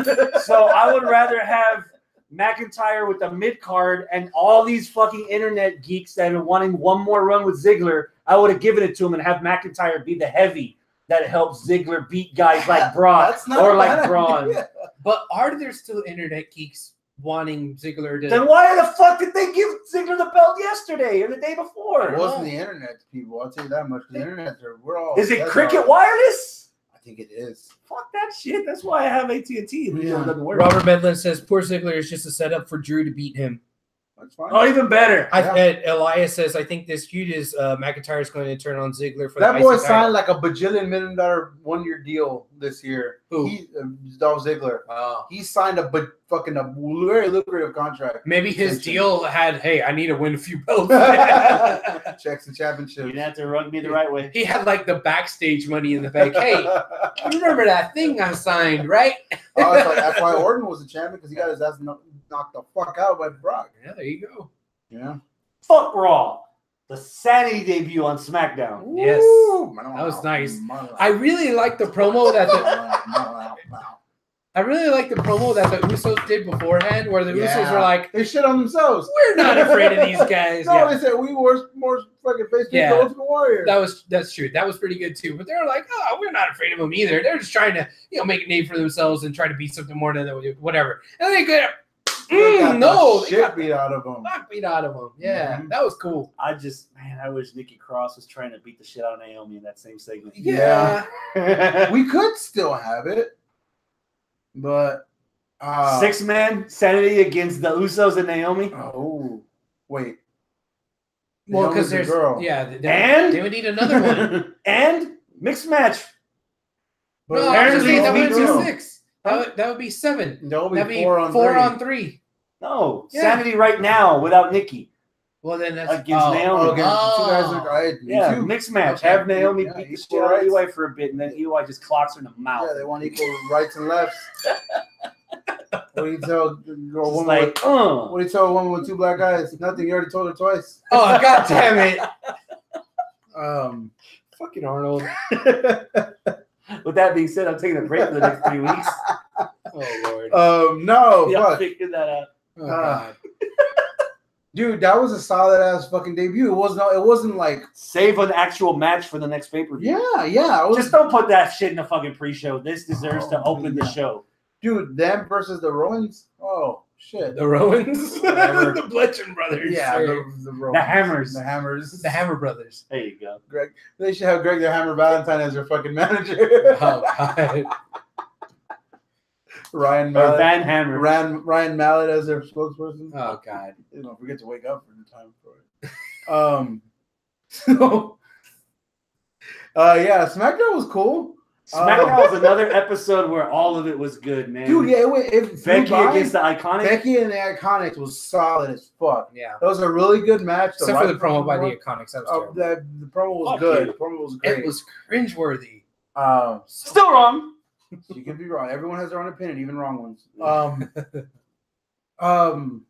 Jeff Hardy Nakamura is beautiful. Okay, we're not gonna just gloss over. Talk about that. Carmella won over technically beat Asuka clean. Technically, which I was disappointed. I was not. That's what I've been clamoring for. I want all the little Marky Marks to shut up. Mm-hmm. They're gonna. Dude, she is the best right now, dude. As far as beating a heel champion, she's a perfect character right now. As far as the character heels, WWE style. Her over Alexa Bliss right now. The Marky Marks were already shut the fuck up when Asuka tapped out to Charlotte at WrestleMania. But the Marky Marks are starting to talk a little bit. For Asuka being the legend that she is from Japan before she came to NXT and being undefeated for 568 periods, why are you gonna stare at yourself in the mirror like you're lost?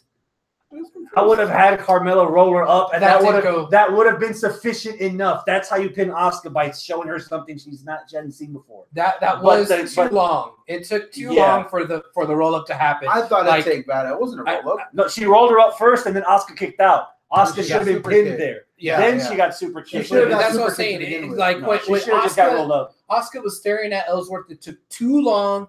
I think Charlotte or Carmella was out of position, so she kept I got an inch closer and closer while trying to, she fucked that up. But I get the point and I get the storyline. And I'm actually kind of happy that Ellsworth is back. Especially if you see all the stuff that Ellsworth was doing in the Indies with the intergender. Oh yeah, that was great. Belt, and if you heard his Talk Is Jericho podcast, he was so disappointed that he got released because everything was going well. It just out of nowhere, it just ran its course, I guess. Mm-hmm. But he was so glad to be back, and I think it's going to be awesome. Yeah, I think it's going to be because even Tuesday's promo was badass. Mm-hmm. It was good. I don't know where. I guess Asuka. I don't know where Asuka's going next because Extreme Rules leather strap match. Asuka versus Ellsworth. Oh hell yeah! Dog collar match. # me too. Hey. Lord. With Ellsworth being back, I really I know that we were all, well, I don't know if all of us, but I know that there was a lot of people that were upset that Ellsworth was the one who actually won the first ever women's Money in the Bank. Yeah. I loved it. But yeah, but everyone else. now I think that like we get it that it's his character and he's doing this and that to troll, and Carmella's all about the trolling and they're a heel group. Like I think the big sin was that it was the first one and the man won it, whatever. Yeah. But like if they had flip-flopped these two Money in the Banks, like how you were saying earlier, where they overhyped this one and people were disappointed about it, man, now that we have this second shot with Ellsworth can be that fucking obnoxious heel where he's pissing everybody off, because Carmella is also being the obnoxious heel pissing everybody off. And it makes sense. And that's why I'm excited for him to be back. I'm excited to see how much more he can piss everybody off. You know? And I don't know. I kind of like it. Yeah. It's going to be good. I think he can replace the role that Enzo left of being the little obnoxious dude who could talk. So, you know what? Okay, fine. Out with Enzo, in with Ellsworth. Yeah. I'm happy. What day is today? Rusev Day. Let me fucking look first, you rude motherfucker. Look. Rusev Day. There you go. Happy Rusev Day. Happy Rusev Day. Dude, what a fucking tasty treat that match was. My satellite has been fucking shitty with the past week. I think something happened with the roof. I'm getting somebody on Sunday to come out and look at it. I'm able status right now, cable. So I had to watch links on Daily Motion. Yeah. Last night I watched part of it, but like I got home late from the fucking Astros game, so I was like, I'm gonna sleep. I watched it this morning when I got to work. That match, dude. I wish I could break this off into segments and have one of them be match of the week candidate. Because Big E versus Daniel Bryan, I never thought I would say that. One of the fucking that was fire. Yes, intense fucking fire, dude. It was a badass match. Probably. I didn't watch NXT much back then when he was in it, but this is probably the best singles match I've ever seen him have. Ever. Because he was fucking boom, boom. I was like, yeah, if you won, I would have been like, yeah. He was doing a lot of shit that he doesn't do in tag team matches. It was way super competitive, which is not something you would normally see out of just Big E by himself. I agree. Yeah, it was so good, dude. And Daniel Bryan's story is like, you know what? I'm gonna keep going to borrow from you got over here. I'm gonna take a lick and keep on taking. Fucking Bret Hart is this guy, everybody. I know I can see for all the crap that we give WWE, they know at times when they're doing it right. They teased us weeks ago. Hey, man, Samoa Joe versus Daniel Bryan one-on-one. And they shoehorned Big Cass at the very last minute. And then last night, oh, shit, Samoa Joe gets the beaten up Daniel Bryan. And guess what happened? By fucking count out, Joe beat Daniel Bryan. Barely. Beat Joe. And it was perfect. Now, I love that we fucking paid off something that happened right before the match. It was SmackDown does this a lot, where the next guy comes out as the other people are still in the ring. I've never understood that. I think Charlotte was the first person to do that, or to get it done on. It's definitely a new production thing that they've been doing on only SmackDown. Yeah. So he comes out and we all got 2 hours. Get your ass out there. Harper and Rowan are like, the fuck? Hey, weren't you supposed to join our family a couple years ago? Anyway, let's walk away. And then they fucking came back out on the fourth footstep. They came back out right after that fucking match. Boom, just knocked the shit out of D-Ride. That power bomb they have was fucking badass. Dude, it was. Man, that was so surprising, and it really makes me wonder what the fuck are they doing with D-Bry? Like, does D-Bry have to go find a partner so he could take on the Bludgeons, or like, is he just going to try to take them out one by one? Is this the start of a feud? Is this a one night only thing? And then awesome, and I was like, oh fuck, right, he's running. He's running like Maurice's legs are spread open. He wants in. Like he's about to cash in his money in the bank. Yeah, and I was like right from the get-go thinking, oh man, I can't wait. I really hope I see, man, could it be? Can it? Maybe we're gonna get D-Bry versus Miz finally. And then he runs his ass in there. You do it better than I do. He runs his ass in there, and then he's like, okay, skull crushing finale, half-ass, pin 1, 2, 3, boom, let's go. Been closer to being good. Like it was so bad. But it was like good bad, because it was like complete. He could even use that and like, hey, even when he beat me, he did a shitty ass skull. Yeah, but because also, before he said, he was like, I'm gonna be in there with 3 of the best superstars. Like, Well, there's another guy. It's like I said the best. yeah, that was great. But now Miz could be obnoxious about it and be like, "Well, I beat Daniel Bryan.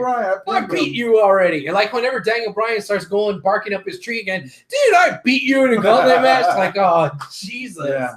And then Rusev came out and we're like, oh fuck it, he's not gonna win. Where you get the Miz versus AJ Styles? That's still gonna be a good match. Yeah, fuck it. No, dude, Rusev he looked great in that match. Yeah, and they're doing it. They're paying off a guy who organically fucking made himself fucking over. It's gonna take some time. Oh yeah, he's not gonna beat AJ. No, it's not that. Even with Aiden English, even with the Lana stuff, even with him up to this point, he still has had heelish moments. He's still been on heelish teams. So for him to be the baby face against the Miz, that's easily hateable, almost likable because you hate him so much. I think I can tell by the lack of crowd reaction that it's going to take a few more weeks for Rusev to get, because Rusev you don't think there was a crowd reaction? Okay, you get Daniel Bryan. That was Toledo. That too. Because hey, you fucking heard Daniel Bryan. You fucking heard Samoa Joe. You fucking heard The Miz. Yeah. Rusev Day when he first came out. Yeah. Yeah. But once that match started, he wasn't getting those when he's babyface apparel. He's not getting those reactions from the crowd. He's not getting because they put him in the wrong spot. I mean, yeah, okay, he won. That's cool.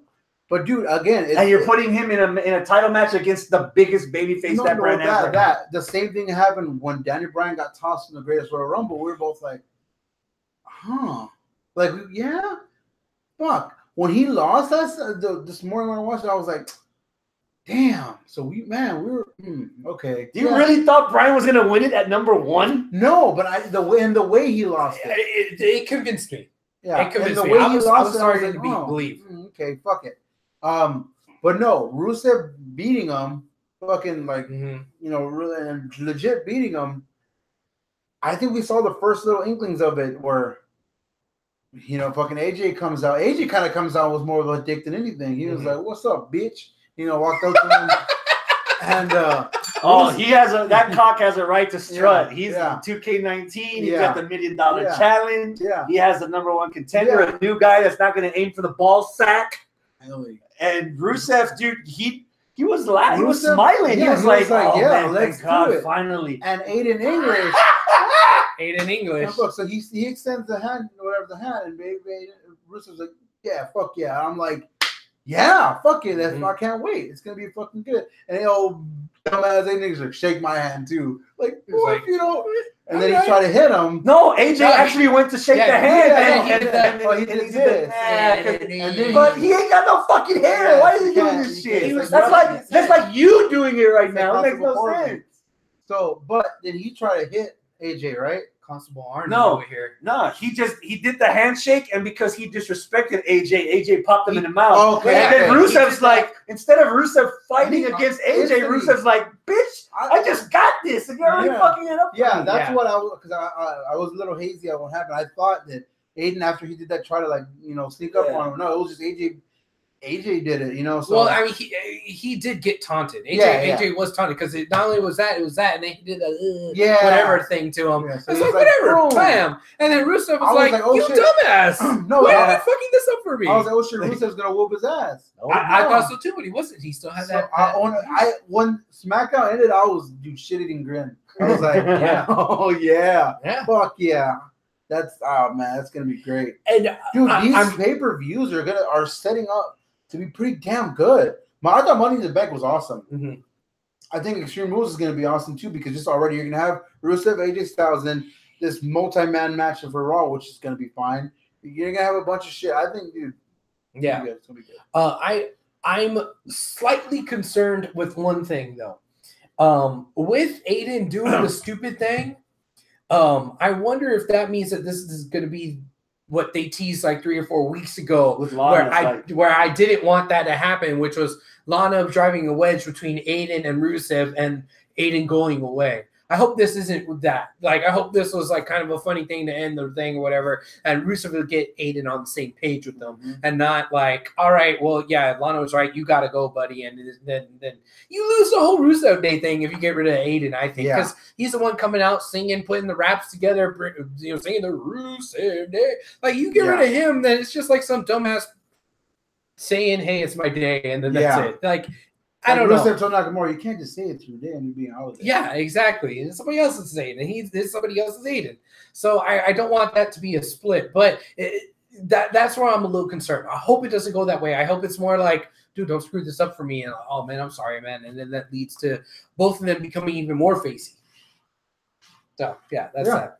So that wraps up. There's everything that matters.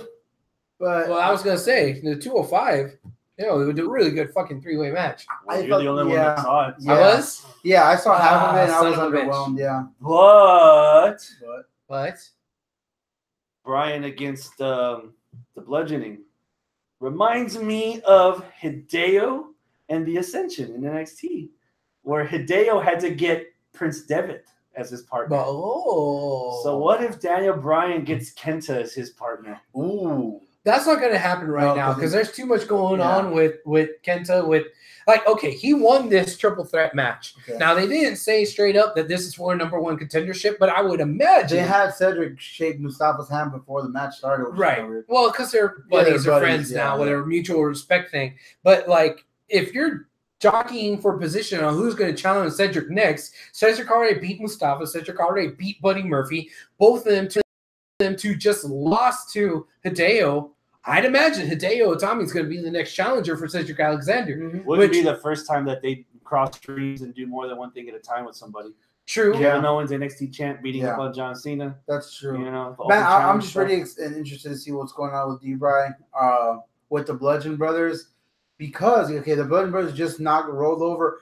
They gave us the same match twice in 1 week for some reason. The Good Brothers and him, or maybe they go the TNA route and Sting gets Samoa Joe as his partner, where the enemy of my enemy is my friend. Just watch it. This SmackDown coming up, the Bludgeon Brothers for random reason beat up Joe, and Joe and Bryan face off just because of that. And that leads into SummerSlam. Joe Bryan at SummerSlam. Okay.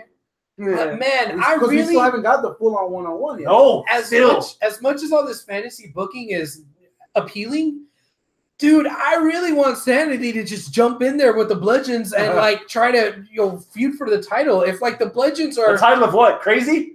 No, for the title of fucking the belts. Oh, you know? The Bludgeons. I mean, the Bludgeons got the belts. So I mean, does that mean D-Bry and whoever their partner is going to be a mishmash tag team to beat up the Bludgeons when you have Sanity finally debut after a fucking month to challenge nobody for a title because you're busy with the point is that if you put Bryan and Joe as the enemy of my enemy, and then Joe just after the match is about to end just turns on him. Yeah.